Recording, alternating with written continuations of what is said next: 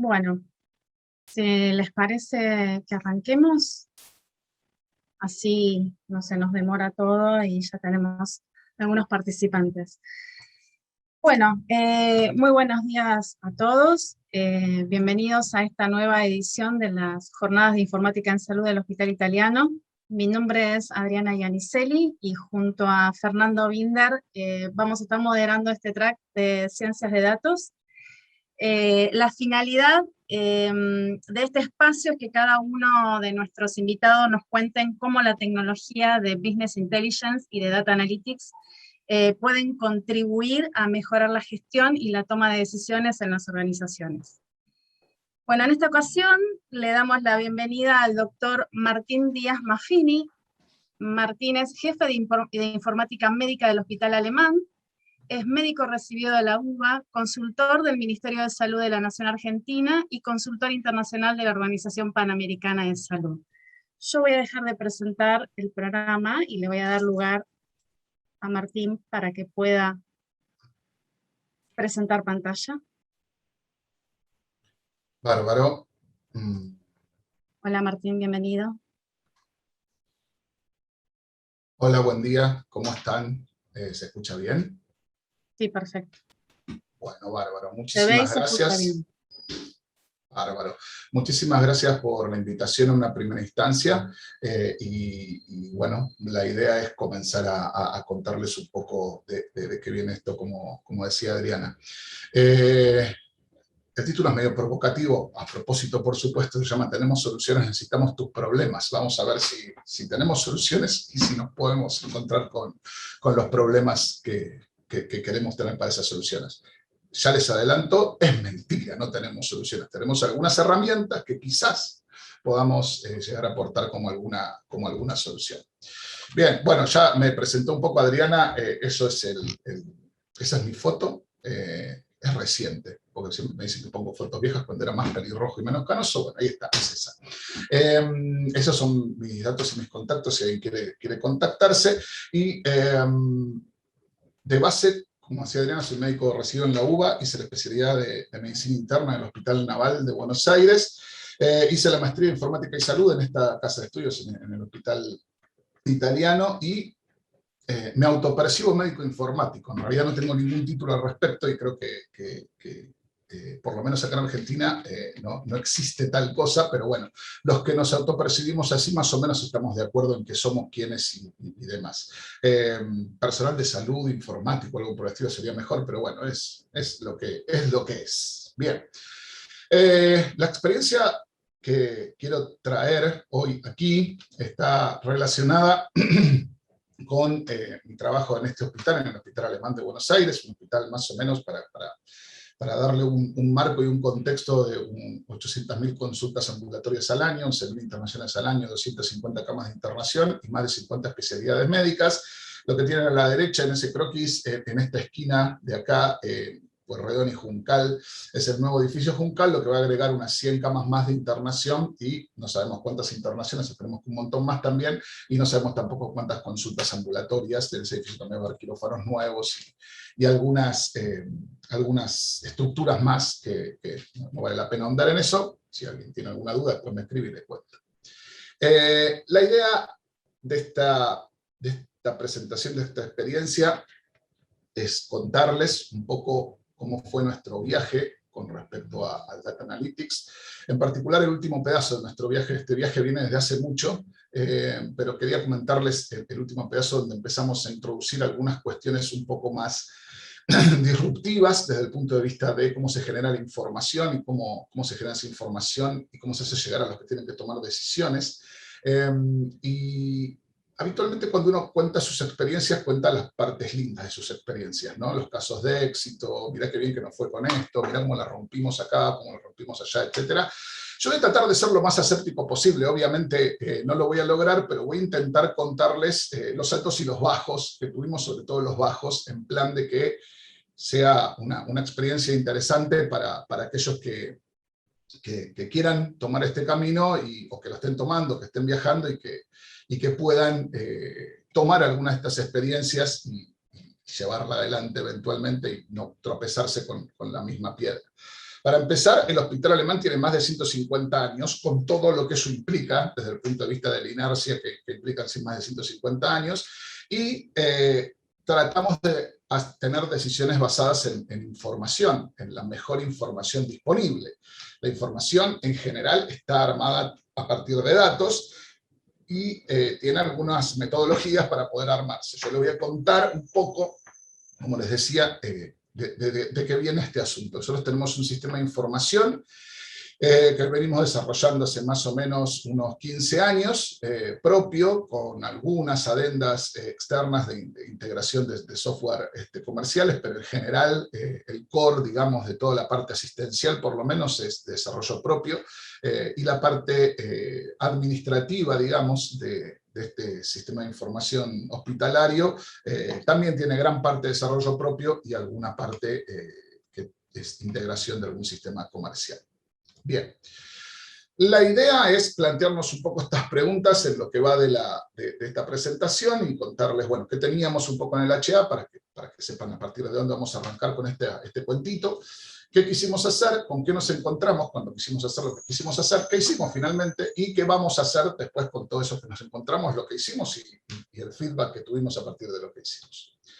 Bueno, ¿qué teníamos en el HA? En el HA teníamos un área de epidemiología dependiente de informática médica que se dedicaba a todo lo que era la cuestión epidemiológica y al manejo de información asistencial, vamos a decir. La parte de gestión, la parte administrativa estaba en otra área dentro del hospital y obviamente que trabajamos juntos, digamos, pero tenemos cierta independencia en cuanto a la generación de modelos y demás cuestiones. Tenemos un data warehouse armado en MicroStrategy. Eso empezó alrededor del 2009-2010 a trabajarse y bueno, está bastante avanzado. Los modelos se van armando en función de las necesidades. Generamos reportes estandarizados periódicos para directivos, jefes de servicio y de staff sobre toda la parte asistencial, algunos tableros de información. Esa imagen que tiene ahí es una imagen del tablero, de uno de los tableros de información, uno de los que tuvimos que salir corriendo a hacer, en particular uno de COVID, y también entregamos a pedido, a demanda, información para gestión y o investigación. Los diferentes usuarios asistenciales del hospital pueden hacer una solicitud a esta área de epidemiología, que está atendida por el doctor Matías Manzotti, que seguramente también lo conocen, que es nuestro epidemiólogo estrella, digamos. Bien. ¿Qué más teníamos en el hospital? Bueno, teníamos una gran cantidad de datos provenientes de lo que son las transacciones asistenciales, ¿sí? El sistema de información del hospital, como la mayoría de los sistemas de información, guardan información transaccional y después la manejan de alguna manera para poder tomar información de esos datos, transaccionales, a través de, por ejemplo, el data warehouse que les comentaba anteriormente. El modelado y curado de estos modelos de data warehouse generalmente son lentos y son guiados por las necesidades puntuales de los usuarios. Hay alguna estrategia de base de cómo armar, qué modelos armar, cuáles son los ultra necesarios para tomar decisiones, pero la aparición de modelos nuevos o la rectificación de modelos existentes está, digamos, dirigida a través de las necesidades puntuales de los usuarios, particularmente los tomadores de decisiones. Las metodologías basadas en epidemiología clásica para obtener esta información a partir de los datos está quedando corta para algunas tareas. Había alguna información que no podíamos sacar de una manera más o menos interesante o no teníamos herramientas que nos permitieran tomar esa información cuando sabíamos que probablemente existía. Había muchos datos, tenemos muchos datos, pero poca información, ¿sí? Y hay un gran potencial en cuanto a información de datos no estructurados o poco estructurados. Nosotros teníamos gran cantidad de datos no estructurados o poco estructurados, con las cuales veníamos luchando en función de, básicamente, estructurarlos de alguna manera, primariamente para poder meterlos en el data warehouse y poder sacar información. Esa lucha lleva mucho tiempo y es una lucha, vamos a decir, no perdida, pero más o menos. Lenta, por lo menos. Y también teníamos una calidad de datos bastante heterogénea. Teníamos datos de altísima calidad en cuanto a su producción, en cuanto a su manejo, etc. Y después teníamos otros datos que no respetaban el más mínimo criterio de calidad. Bueno, ¿qué quisimos hacer? Dijimos, che, necesitamos algunas herramientas, algunas metodologías, algo que nos permita manejar esto de otra manera, ¿sí? Y casualmente, yo no creo en las casualidades, pero casualmente se dio lo que denominamos el caso Rossi. El caso Rossi es Este señor que están viendo en pantalla, Mario Rossi. Mario Rossi es un biólogo de la UBA, tiene su PhD en biología molecular y celular en Italia, un máster de ciencia de datos de la UBA, que eso, ahí es donde está el clic. Postdoctorados en Reino Unido, Estados Unidos e Israel, es profesor de biología molecular y ciencia de datos en diferentes instituciones, y también dirige el grupo de genómica funcional y ciencia de datos del Instituto de Medicina Transnacional de la Universidad Austral, y es investigador independiente del CONICET. Mario tiene la terrible desdicha de ser amigo mío desde hace muchísimos años. Cursamos juntos algunas materias de biología. Yo empecé estudiando biología, después pasé medicina, los 2 primeros años los cursé con Mario y quedamos con una amistad desde ese momento. Y un día viene Mario y me dice: che, vos tenés un montón de datos ahí en ese hospital y yo tengo un montón de herramientas que puedo hacer cosas con esos datos lindas. Abro paréntesis, Mario lo que quería en realidad era hacer un trabajo práctico para su maestría, que estaba cerrando su trabajo final y necesitaba datos. Cierro paréntesis. No, mentira. Bueno, no, mentira no, un poco fue también eso. Eso lo subsanamos rápidamente porque los datos que necesitaba enseguida los obtuvimos, pero yo dije: che, esto es muy interesante porque son las herramientas que nos están faltando, que no tienen que ver con la epidemiología clásica, y me gustaría usufructuarlas, y ahí empezamos a trabajar con Mario en tratar de armar todo esto, y hasta el día de hoy lo venimos haciendo. Eso habrá sido 2017 más o menos, después si Mario anda por ahí que me diga lo contrario. Bueno, ¿con qué nos encontramos? Dijimos, bueno, vamos a hacer le voy a contar uno de los cuentos, ¿sí? Una de las historias. Esta historia en particular tiene que ver con un juguete que quisimos armar para probar un poco estas herramientas, y me decía: che, estaría bueno pensar en un problema que después tenga cierta aplicación tecnológica. Yo decía: mirá, le digo, ok, estamos de acuerdo, yo quería mostrarme las herramientas, no me interesa el problema, quiero saber las herramientas. Y ahí un poco el título de la cuestión. Mario me decía: yo tengo un montón de herramientas, ¿sí? Tengo un montón de soluciones, y necesito problemas, necesito que vos me digas cuáles son los problemas que te interesan, digamos, desde la institución. En ese plan dijimos: bueno, mira, uno de los problemas, tenemos varios problemas. Uno de los problemas que tenemos está relacionado con la baja calidad de datos y la falta de estructuración de datos. Y yo le decía, por ejemplo, digo, yo no sé exactamente cuántos pacientes diabéticos tengo a mi cuidado. ¿Por qué? ¿Por qué se subregistra diabetes? ¿Por qué? Porque a veces los registros están en una forma no estructurada. Tenía ese problema que yo planteaba, y lo planteaba con cierta medición al respecto, de que teníamos un diagnóstico de diabetes en la población en la que estábamos. Entonces, Mario propuso hacer alguna herramienta para mejorar esa discriminación de pacientes diabéticos. Entonces, tomamos un periodo de tiempo, de enero del 2016 a diciembre de 2019, tomamos las evoluciones de los médicos, lo que escribían los médicos en la historia clínica ambulatoria, y encontramos 4.010.213 consultas, evoluciones de consultas ambulatorias que correspondían más o menos a 354.812 pacientes distintos. Agarramos ese pool de datos. ¿Qué había en ese pool de datos? Había una evolución, había una fecha de realización, había un ID anonimizado de paciente para poder saber que era un paciente distinto. Y tomamos algunas reglas, ¿sí? Algunos criterios para generar la clase de pacientes diabéticos, para de alguna manera decir, bueno, mira, yo los que sé que son diabéticos son estos, ¿sí? Y encontramos de esas 354.812 pacientes, 5.043 diabéticos según las reglas que están impuestas, que eran un registro de diabetes como problema en la lista de problemas de la historia clínica ambulatoria, un resultado de laboratorio, hicimos cortes muy altos, glucemia mayor a 300, hemoglobina glicosilada mayor a 8 y alguna cosa más, y consumos de farmacia de pacientes que consumían insulina, que consumían algunos hipoglucemiantes en particular, que eran casi diagnóstico de diabetes.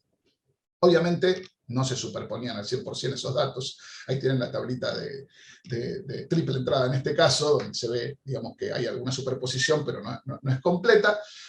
Y empezamos a trabajar tratando de generar algún algoritmo que reconociera esos datos no estructurados, que los tratara de alguna manera y que eventualmente nos dijera: este paciente es diabético a partir de lo que este señor escribió, este profesional de la salud escribió en esta evolución. Hicimos algunas cosas en el medio, algún preprocesamiento, porque con todas esas evoluciones, tratando de discriminar un poco el ruido de señal, dijimos, bueno, mira, hay más evoluciones que pacientes, obviamente hay pacientes que tienen muchas evoluciones. Dijimos, mira, los pacientes que tienen poquitas evoluciones, los pacientes diabéticos en general vienen bastante al médico porque se controlan mucho, porque tienen algunos problemas asociados a su diabetes, en el caso de que esté más avanzada y demás, por lo tanto tienen varias consultas. O sea, los pacientes que tienen 1 o 2 consultas en 4 años, y la probabilidad de que sean diabéticos es bastante baja. O son pacientes golondrina, pacientes que vinieron y se fueron, nunca más vienen al hospital. Y por otro lado, los pacientes que tienen muchísimas evoluciones, más de 100 evoluciones, son pacientes que, está bien, digamos que cualquier hijo de vecino se da cuenta de que puede ser un paciente diabético porque el volumen de información que tenés al respecto es tan alto que la posibilidad de que se te escape un paciente diabético de esas características sería bastante baja. Entonces empezamos a afeitar, digamos, los bordes de este set de datos. Dijimos, bueno, mira, pacientes con menos de 10 evoluciones o pacientes con más de 100 evoluciones, saquémosla. ¿Por qué hicimos esto? Porque teníamos una clase muy desbalanceada. Teníamos 5.000 pacientes de 350.000 que tenían nuestra clase como positiva. Entonces era muy desbalanceada. Y lo que hicimos al afectar de esa manera, sacamos más o menos el 75% de las consultas, pero solamente el 20% de los diabéticos, con lo cual la clase quedó mucho más balanceada. ¿Qué hicimos? El chiche clasificador de diabetes, así se llamó, el chiche clasificador de diabetes. Era un juguete para nosotros, estábamos probando herramientas, estábamos tratando de hacer algo, no lo íbamos a implementar inmediatamente, pero era algo que nos permitió a muchos de los que estamos acá aprender algunas cuestiones relacionadas con ciencia de datos.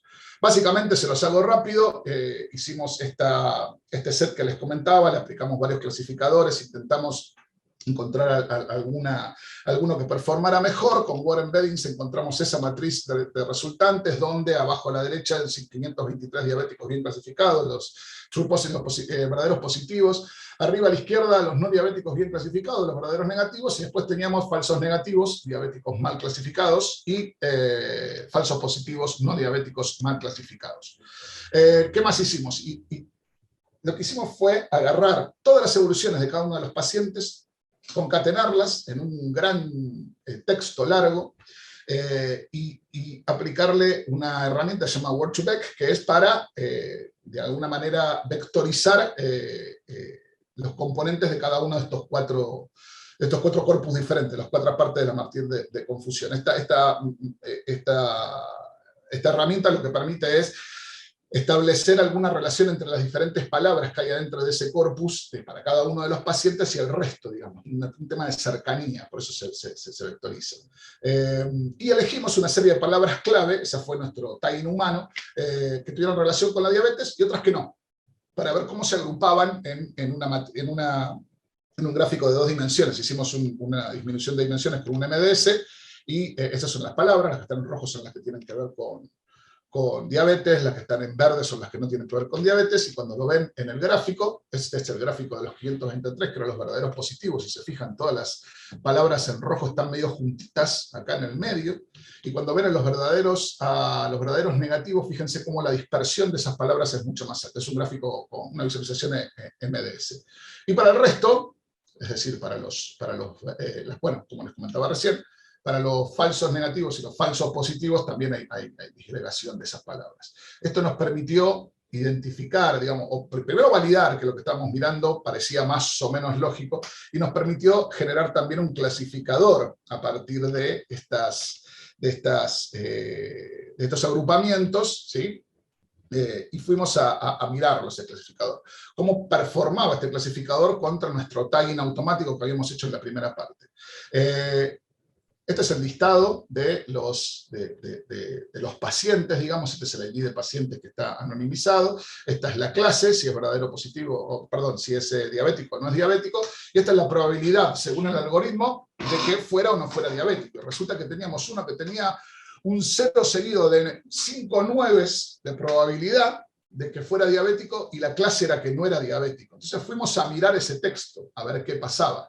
El paciente el 262297, no tenía ningún problema de diabetes cargado en su lista de problemas, no tenía ninguna glucemia ni ninguna hemoglobina glicosilada por fuera de rango, registrada en el hospital, y no tenía el tercer criterio, que no consumía insulina ni publicidad oral en la farmacia del hospital. ¿Todo eso puede pasar para un paciente diabético? Sí, puede pasar, es bastante poco probable.